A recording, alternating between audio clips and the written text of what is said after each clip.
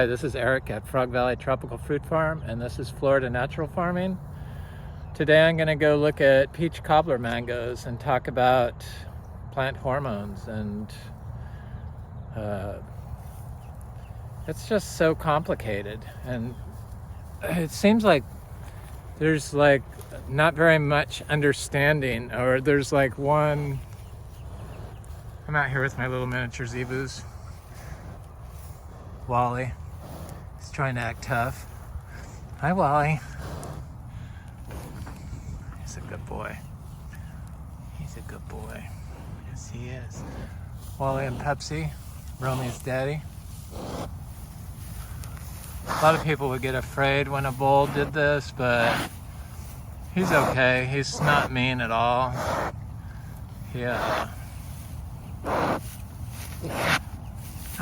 Be nice.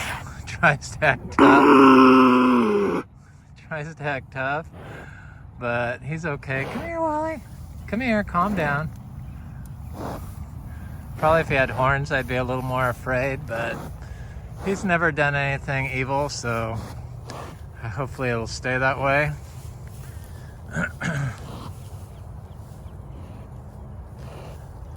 So I rotationally graze these miniature zebu, and there's quite a bit of feed in here still. I leave them on for 7 days. I do use plastic electric fence. I know that I've talked bad about plastic a lot, but it's impossible to get away from, and people don't really seem interested in it. But it's full of all kinds of really bad chemicals that have forever chemicals and phthalates and fire retardants and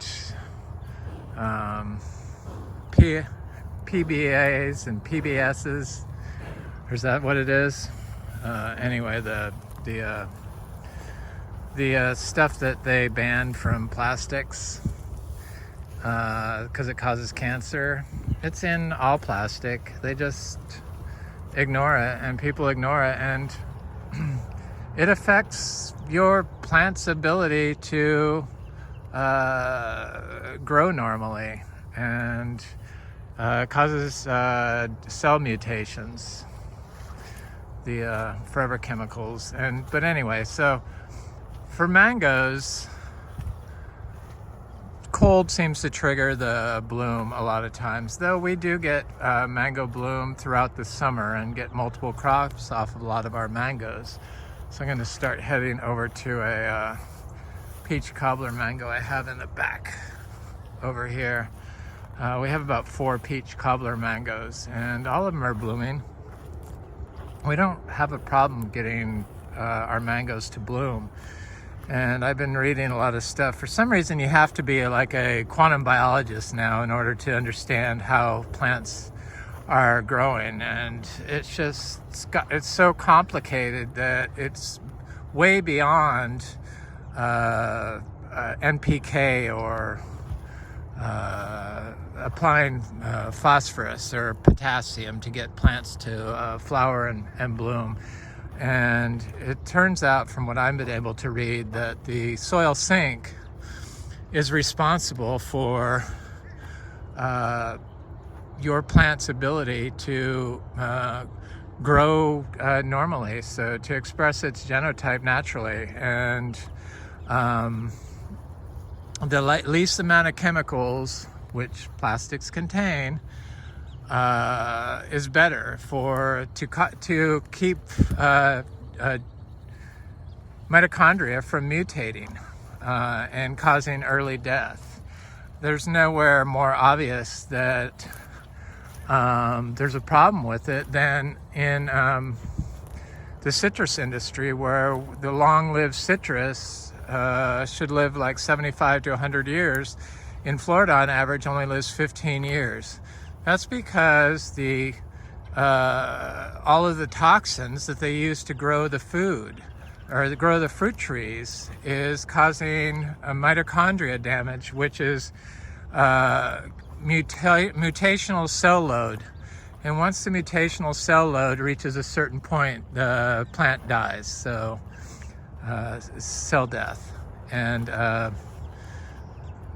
it's scary. It's scary that they continue on doing it. A practice that's known to pollute our waterways and cause cell death in the citrus industry and cause the tree to die early. No wonder we are all sick. It's the way our food is grown is what is causing our chronic disease here in the USA. So the soil sink is more than just NPK, and the soil sink for photosynthesis has to include amino acids, and amino acids they are in the soil sink, and the soil sink gets them from dead plants and manures and compost and basically organic fertilizers, that contain carbon containing fertilizers. So in those carbons is amino acids, and the more amino acids you have in your soil, the better your soil sink is. And if you don't have a lot of carbon in your soil, and we all know that Florida sand is known for not containing carbon, which is why we have the living orchard floor, because that's the best way to put carbon directly into the sand and keep it there and protect the soil from oxidizing and becoming too acidic. So when your soil becomes too acidic or has too high pH from the well that you use, the plant nutrients can't be uptaken correctly, and it affects metabolism in plants. I love these little yellow birds. So everything is connected, and the soil sink and the water cycle are interconnected, and if your soil is compacted, then your nutrient cycles and your water cycles cannot work correctly, and your plant can't uptake nutrients correctly. And that's why you have nutrient deficiencies and disease. It's usually from compaction here in Florida. I have to come back here and pull up some pepper trees and cut some pepper trees. They're just gotten out of hand back here. I hate pepper trees. Pepper trees can overtake a system and prevent other plants from doing well, I think. A little pepper tree is okay, but once they dominate a system, I don't think it's the best thing.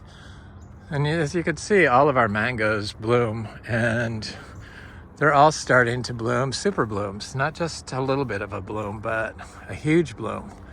And I love it. That's fruit punch. This is cotton candy.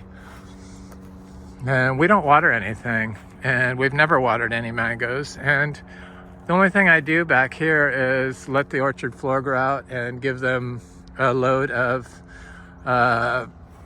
compost, which contains raw zebu manure. So there's something in manures that they try to eliminate from compost. So they suggest you don't use raw manure. There's rules against applying raw manure. This is a pickering mango. This is a juicy peach mango. You have to wait 120 days after you apply it because they're concerned about the E. coli. Well, if you have your system in balance and you don't just have a huge giant pile of manure, then your good bacteria and your bad bacteria will balance each other out. And they found that in photosynthesis, there's a substance called quinollinate synthetase. It's an enzyme, and aspartate. So quinollinate synthetase is an enzyme that's needed for photosynthesis to create sugars. So it's an enzyme that works on the cellular level that gets the plant to create sugars. And as we all know, that's what they need for energy and for growth. And so aspartate is inside these enzymes that they found is responsible for stress signaling and hormones in plants, in like fruit trees. And I'm like, where does this quinollinate synthetase come from? And I look it up in Escherichia coli, and I'm like, that's E. coli. So the enzymes, the enzymes that they need for photosynthesis in order for the plant to create sugars, glycolysis, all these cell pathways to create energy need a coenzyme, which is quinollinate synthetase that comes from bacteria. Enzymes are bacterial poop, so the bacteria it comes from is E. coli. What is this war on E. coli that the institutions have pushed onto us? So you need the E. coli in our soil sink in combination with the good bacteria in order to create this enzyme that is responsible for photosynthesis in plants. And aspartate, they found, aspartate is an aspect of quinollinate synthetase. So it's a part of the enzyme. Basically, it is, it's an enzyme, inside enzyme, a metabolite inside an enzyme that is responsible for hormone signaling in plants. I just found that just profound, that we've had this whole war on E. coli, and one of the leading soil health advocates totally says you have to get rid of the anaerobic bacteria, which is what E. coli is, and use thermophilic composting methods to create it. Well, I never embraced that, and I found that applying raw manure has been the best thing for our trees, especially our mangoes. I took guidance from Indian zero budget natural farming and got the miniature zebu, and this is a peach cobbler mango that's just starting up to do a full bloom. This tree produced so much fruit last year, and the fruit on peach cobbler is definitely in my top 5 mangoes ever. And it's just a sublime fruit, and anybody that's ever tasted it from our dry farm mangoes knows that it's just something special. And I don't have to worry about our fruit trees not flowering and setting fruit, and I don't have to worry about powdery mildew, and I don't have to worry about fungus. But we take a holistic approach to growing our cows, and we do the same thing with growing our mangoes. So mangoes were developed thousands of years ago in unison with the zebu cow from India and Bode indicas. And that's why I chose to get them. And their manure from the miniature Bode indicus breeds has been shown to have a higher bacterial diversity than other forms of cows. And so I thought, well, why not get optimize the health of our plants by looking at indigenous cultures to see how to grow mangoes, and I'm so glad I did, because our mangoes are awesome, and they all grow the same. I know they have certain rules, and not rules, but they have guidance for each mango is different, but they all grow the same here, and they all get the same treatment. And I see a little peach cobbler mango growing underneath this tree, and this is not a partial bloom. This is a bloom that's going to happen on the whole thing. So this tree is going to be covered in fruit, I'm sure. I'm very excited about it. It's one of my favorite mangoes, and it's because the nutrient sink here is so rich. When you just grow on sand and you mow and you use NPK fertilizers, which deplete the soil of carbon, so it eats up the carbon and releases carbon dioxide into the air from NPK use. And when you use fungicides, it kills biology, which create the enzymes needed for photosynthesis and causes cellular senescence and death in plants. And I've got links on this stuff. I had to read something other than pollution and toxicity to mitochondria, so that's why I segued into plant hormones. And here's another excellent mango, definitely in my top 5 mangoes, is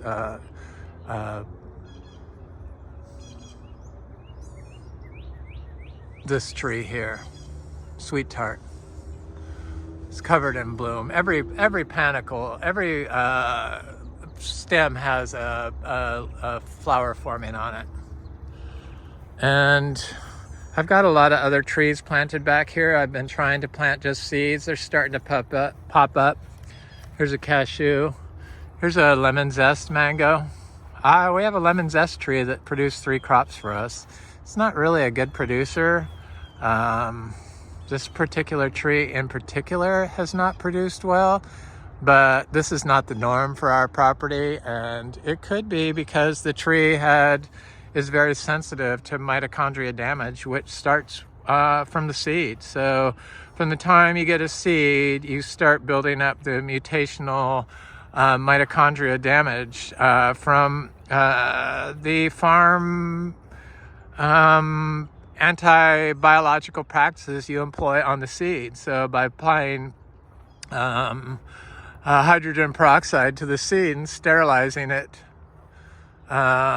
starts the tree off wrong. So this is a tree that a fruit that I just do not like. We have one Lancettia tree. This is it, and I never gave it any manure, but it seems like it's still gonna produce a lot of fruit everywhere. I'm sorry, tree. I should have given you some manure, but I just didn't. There's a Kerry mango. I'm gonna go up and look at some more Peach Cobbler mangoes. Another tree that they say has fungal issues is ice cream. I haven't noticed that. We get 3 crops a year off our ice cream. I'm just gonna keep talking about our practices here because they are so successful and you really don't have to do anything. And the whole thing that you have to water fruit trees, especially mangoes in Florida, isn't because the tree can't do it. It's because you've created a soil that the water cycle isn't working correctly, and due to farm management, and it's compacted, and so the nutrient sink of the soil is affected. And if you can't, if your soil cannot cycle water correctly, so if water's running off from the soil, which you get when you mow on it, and you don't have a living orchard floor of biodiverse plants of varying sizes, you could tell it's not compacted when it grows like this, then you're not going to have a plant that's able to signal to its environment, and you're not going to have the enzymes in the sink because you're just not leaving anything on the ground. So they say that when a tree dies in a forest, that there's a super quick distribution of nutrients and other biologicals to the seeds and the trees around that. And so it's one of those little yellow birds. So it's distributed from the fungi, and that's how it's able to do it so quickly. It's like, that's the whole communication system of the soil, is tied together via the fungi, the mycelial web. And that's what we've been focusing on here. This is a curry mango. Curry mango it's an okay mango.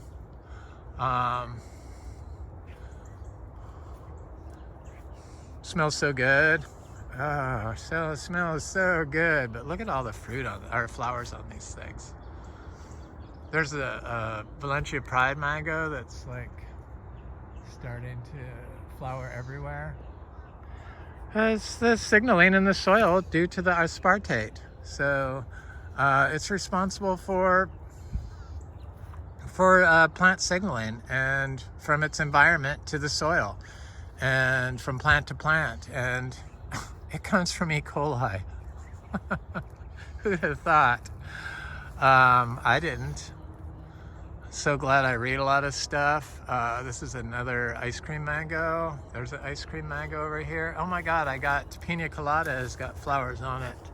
That's kind of an older tree. That's the only pina colada that never got, it's that one in the middle, that never got affected by the cold, because it's such a tiny tree that when we did have frost, it will always get affected.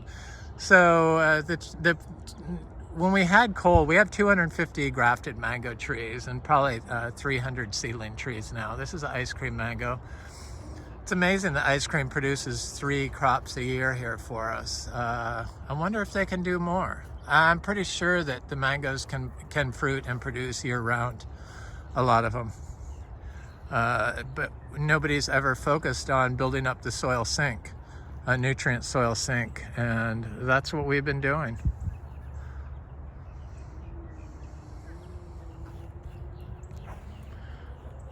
Through management.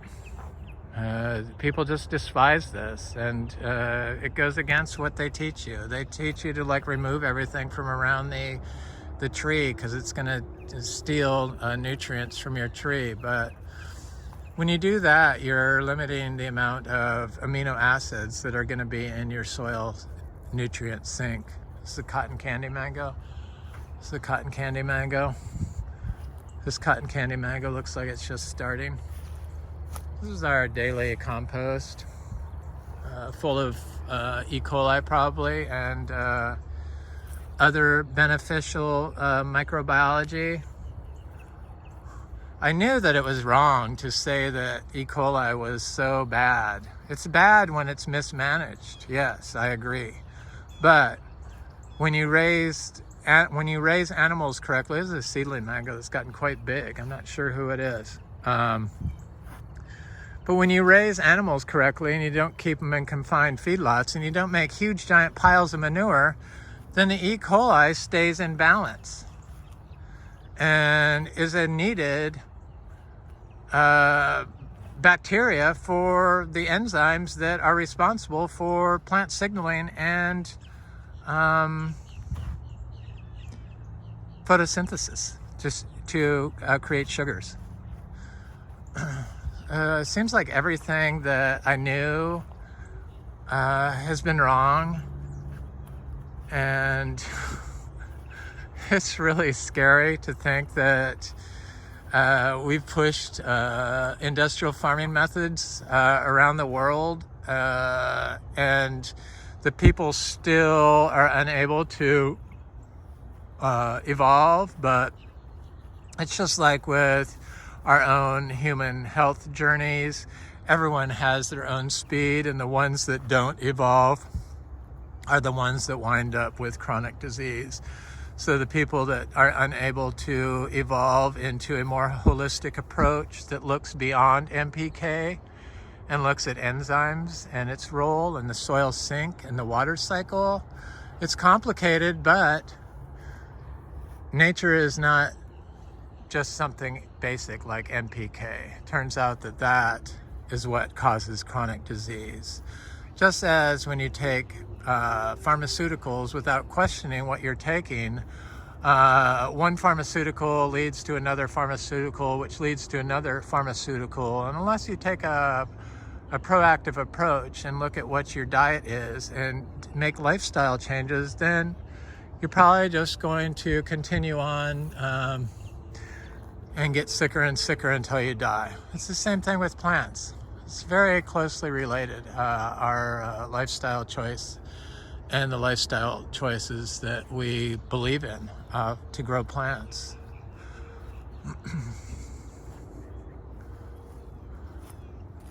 I believe this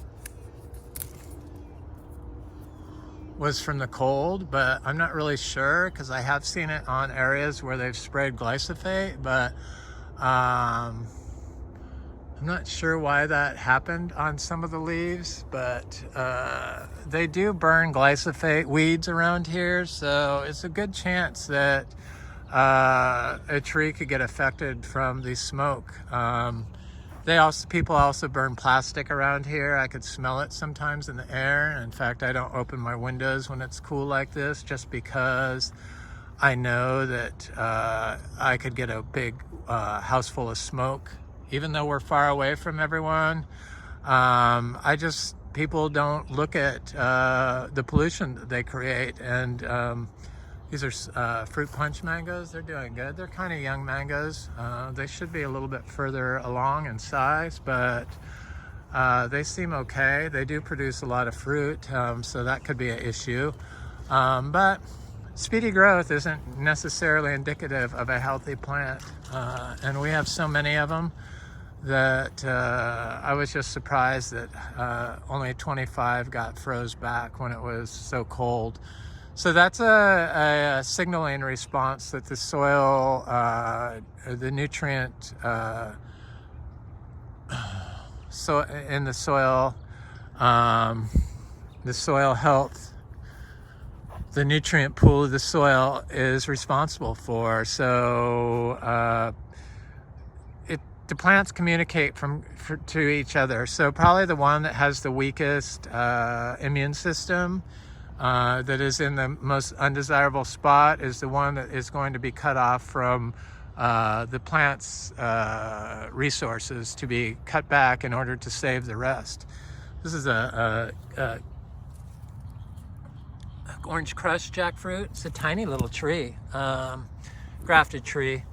I was surprised to see it flowering, but I know that if I apply the daily compost, so I do a pile every day when I clean out the barn, and I try to give it to fruiting trees and trees that I want to get to fruit. So there's a fruit punch mango that looks good. So I'm excited about all the jackfruit we're gonna have, and the jackfruit we've been getting. It's not water that produces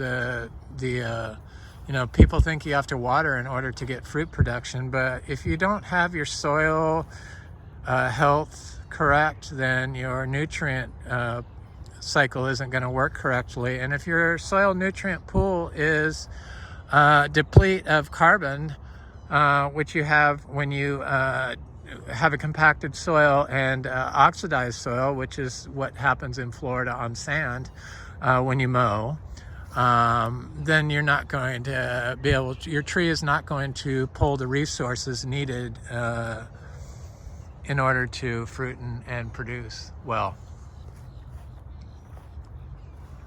Let me get up to those peach cobbler mangoes. These are sweet tart mangoes. Sweet tart mangoes, they're just starting. They're a little slower back here. I mowed yesterday and I knocked this big pigeon pea over, but sometimes things have to go. That's one of those times. Here's another sweet tart mango that's just now starting. So they're a little slower right through here, but I could feel the air temperature's a little cooler here. There's the sweet tart mango. Here's a buttercream mango. So this is a mango that froze and it's starting to bloom. So that's good. This is a buttercream mango that had fruit in October and it started flowering in November. So it has flower or fruit all year. It's a 4-year-old tree. Giving more piles of manure, like if I could give like 2 piles instead of 1, would guarantee the tree got bigger. So there is a... Oh, Wally, calm down. There's Pepsi. Hi, girl. Romy and Carnation. So there is a connection between inputs and fruit growth or tree growth. And if you want like a bigger tree and bigger production, a little bit more, well, ours works out to about 29 pounds of nitrogen per acre per year, but we're also at the same time applying beneficial biology in the form of enzymes, bacteria, and a bunch of other stuff, fungi, that's in the daily compost we apply. There's a sweet tart mango that's just now trying to flower, which is kind of late, but it's just starting up, I see. And it's got bud swell, so I know it's going to do it. They all flower. I'm not worried about any of them not flowering. Usually they all do it at the exact same time. This is a cotton candy mango. This is a cotton candy mango that's a little further behind that one. And then this one's like right in the middle of it. But you can see every single stem has a flower on it. On all of our mangoes, that's how they are. I'm not sure, I think that's Venus, but I'm not positive back there. It didn't have a tag on it. And this is a buttercream right there. These are the mangoes that froze. This is a mango that froze, so I don't include those in my 250. This one is not included in my 250, but grafted trees that we have. I just wrote them off when they froze, but look at all the panicles on this one that froze. It's like so low and tiny. It's a buttercream mango. This is a buttercream. That's a lemon zest that's like covered in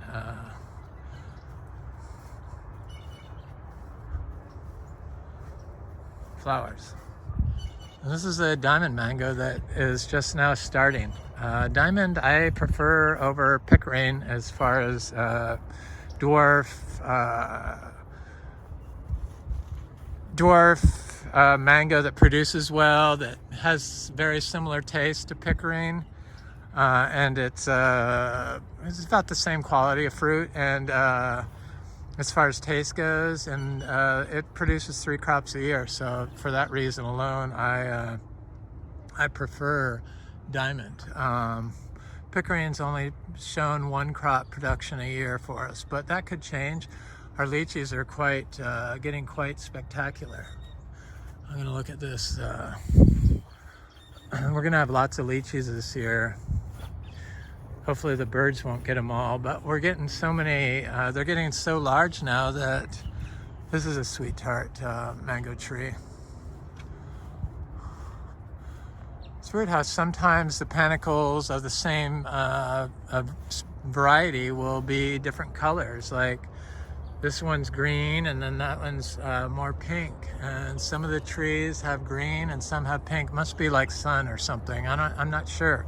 Probably hormones mainly, but it's very funny to discover that E. coli produces the product aspartate that's responsible for plant hormone signaling and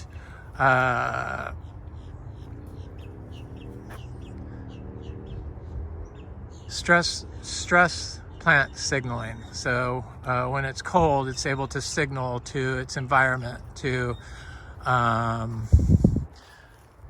produce the phytochemical needed, or the increase its metabolism to overcome cold stress or from wind or something like that, some abiotic stress or biotic stress, so pest stress. I'm gonna look at the cashew one back here. All our lychees are flowering right now. Quite nice. All of our jackfruits are fruiting right now too. So it's gonna be a good jackfruit year finally.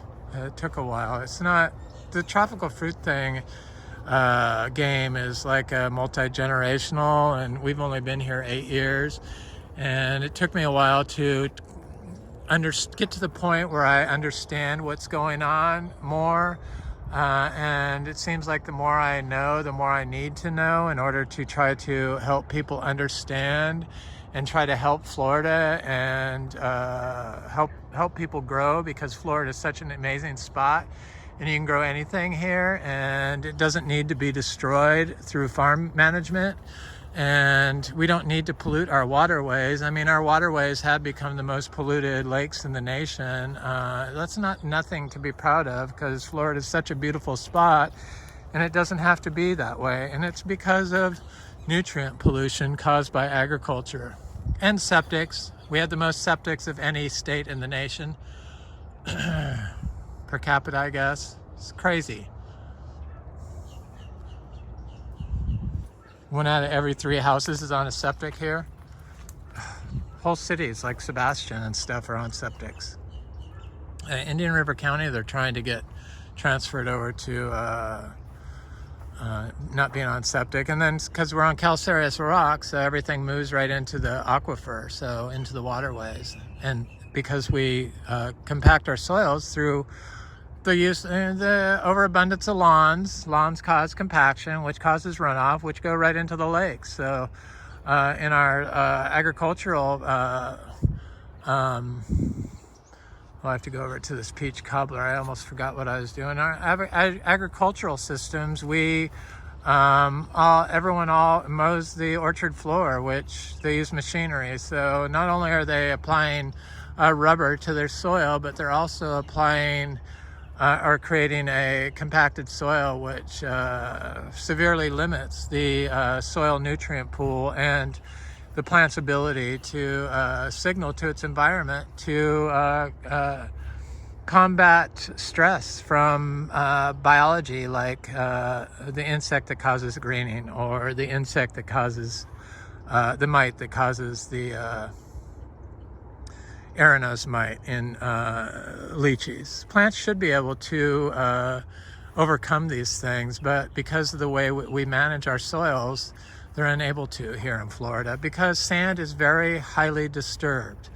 It's the easiest soil to ruin, and you can do it really quick. I could ruin this whole farm in like probably 2 days just by mowing it a couple times.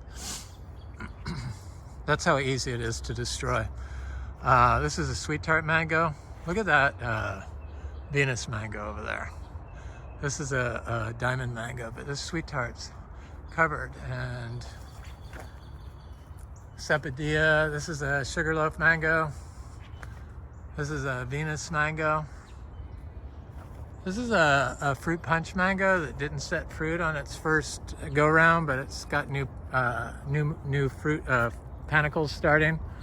So I'm not worried about it, because it's been so cold and wet that some of our earlier trees that produce so much. This is a pineapple pleasure mango. So this is a peach cobbler mango. This peach cobbler mango is only 4 years old from a small 3-gallon without ever being watered. It's covered in flowers. No powdery mildew issues, no anthracnose issues.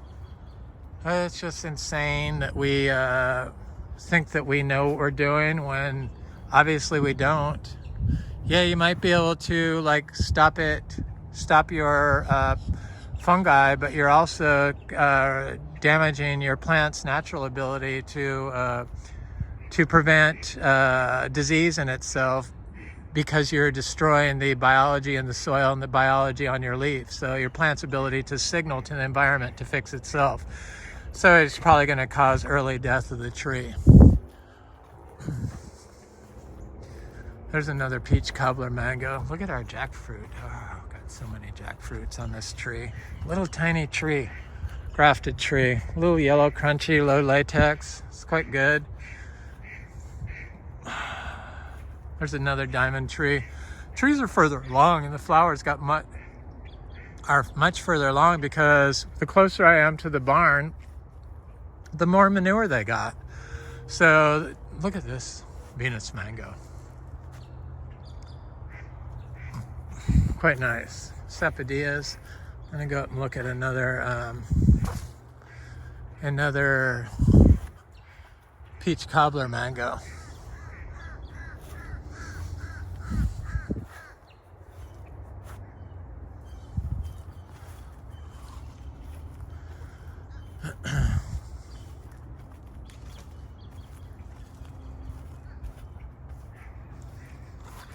I was watching this video this morning on as one of the metabolic health clinicians, and they were talking about peptides because people take peptide supplements, and we need peptides, so as plants need them. And but people take them as supplements, and I guess when you take I forget what it was, but your body turns off its ability to process them. So you're damaging yourself, and they don't know what that's going to do. We're going to find out probably in 10 years. It will say, anybody that's been taking these peptide supplements, you now have this chronic disease because of the supplement use you are doing. So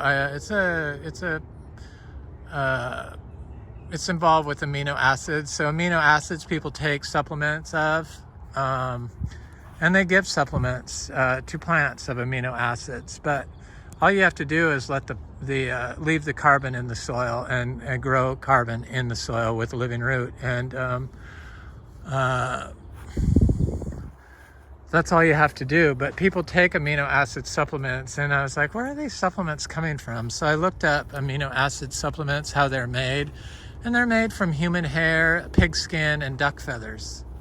That's kind of gross, I think. I just find that gross. So I thought this tree had some fruit on it, but it was so windy and cold that I think it dropped off, this Ingus spectabilis. But it's going to happen. I've been putting some daily compost around here on my star apple trees, because I want to get some star fruit or star apple this year. This is Oscar's Giant Purple seed grown. They're all seed grown, all our little star apples. And that's the Juicy Pearl from Australia. That tree right there in the center. Right there. Looks good. It's like 10 feet tall now. And then there's a big star apple right there, Camitos. And then I have the DPI Gold, which is a subspecies or another species of star apple, not Chrysophyllum Camito, but something else. Argentium maybe, cross. I don't know. They don't know. I haven't looked up the information. So I'm gonna go over to another Peach Cobbler Mango just to see how well it's fruiting, but I thought I'd go by here and look at my aroids like I always do. So I just can't get enough of them. I got some Ilama seeds.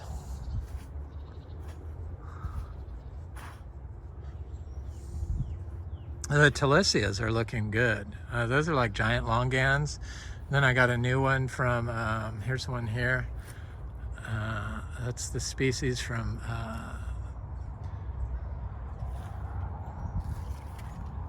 Anderson Tropicals, I believe. I almost ran over my Coloc here. Thank God I didn't when I mowed the lawn yesterday. It's not looking the healthiest, but it doesn't get enough sun there, I don't think, is the reason. And it's right next to this path. It does not like that. But I got some Ilama seeds from Anderson Tropicals I need to plant, but I think I'm going to wait until it's a little bit warmer. But these aroids seem to be okay, and the durian looks good. It's survived the winter. I'm not even worried about it now. It's doing good. And then there's one right here, but there's one that is doing really good, and it's the first one I planted, and it's right there. No spots on the leaves whatsoever. And then I have a meringue over here that looks good. It's like in the little grass. This grass doesn't compete with the trees. The roots are at different levels than the grass roots. The cacao is like, that one on the bottom's quite large. It's going to ripen soon, so I'm excited about that.